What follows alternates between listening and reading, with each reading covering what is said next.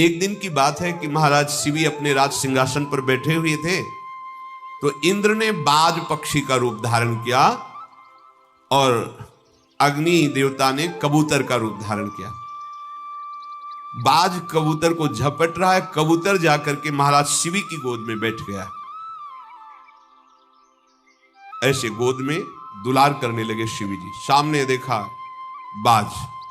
बाज ने कहा, सावधान राजन, आपको तो बहुत धर्मात्मा कहा जाता है, फिर आप ये धर्म विरुद्ध आचरण कैसे कर रहे हैं?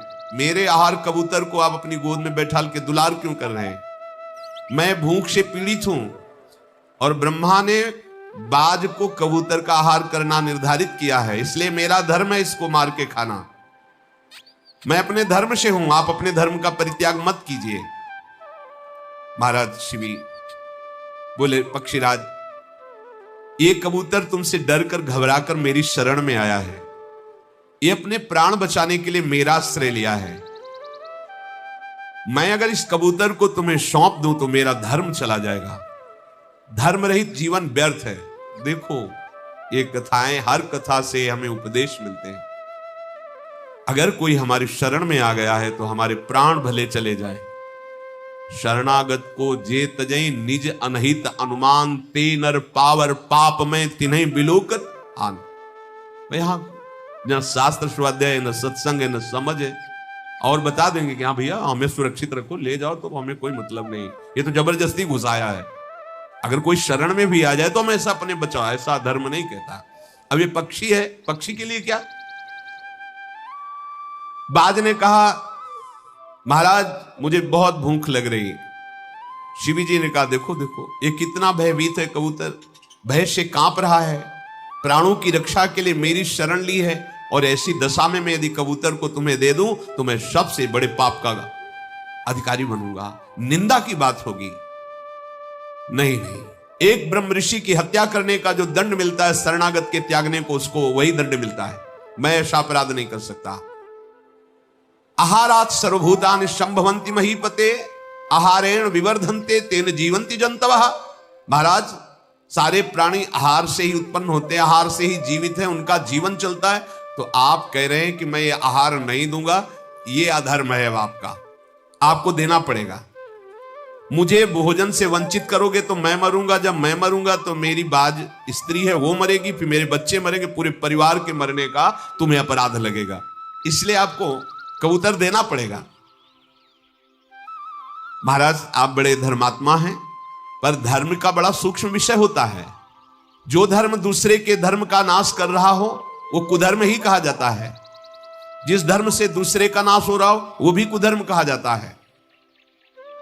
तो आप इस धर्म के गौरव का विचार करके एक कबूतर की रक्षा के लिए मेरा पूरा परिवार दुख में फंस जाएगा, मैं मरूंगा, पत्नी मरेगी, मेरे बच्चे, इसलिए आप इसे दे दीजिए।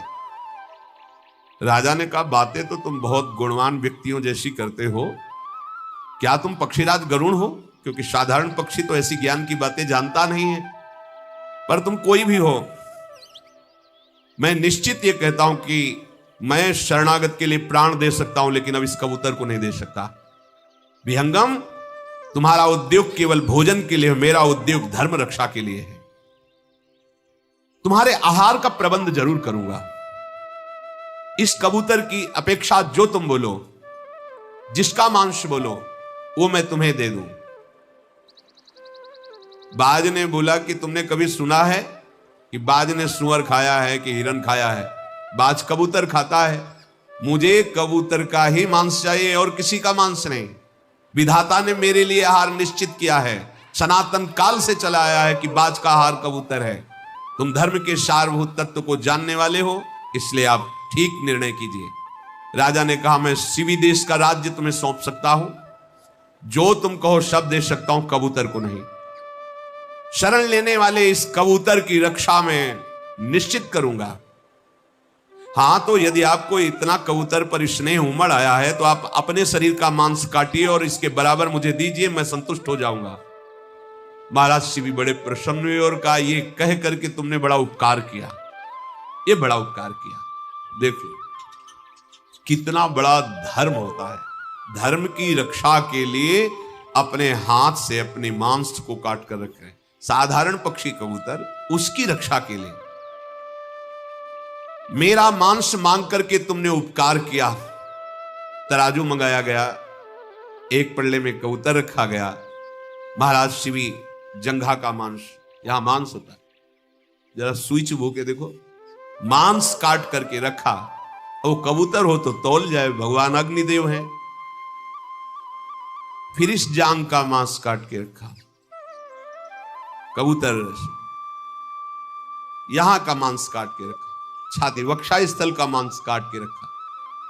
फिर स्वयं बैठ गए, मुझे खा लो, कबूतर को। ओहो, अपने संपूर्ण अंगों का जब मांस काट रहे थे तो सारी जो सभा थी दुख से, लेकिन उनके मुख में प्रसन्नता थी।